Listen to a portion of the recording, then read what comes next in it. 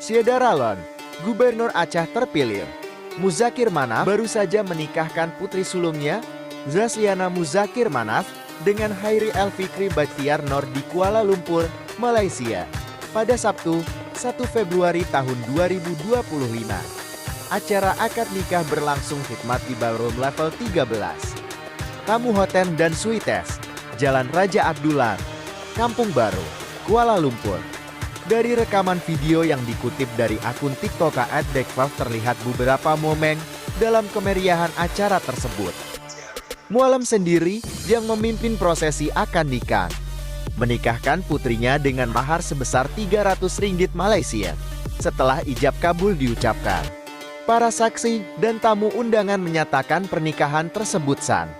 Pemilihan Kuala Lumpur sebagai lokasi pernikahan disebabkan oleh asal mempelai pria yang merupakan warga negara Malaysia. Ketua Panitia Pernikahan, H. Abdul Jalil SI, menjelaskan bahwa pernikahan dilaksanakan di Kuala Lumpur karena mempelai pria berasal dari Malaysia. Acara ini dihadiri oleh sejumlah tokoh dari Aceh, nasional, dan Malaysia. Resepsi pernikahan direncanakan berlangsung pada malam harinya waktu Malaysia.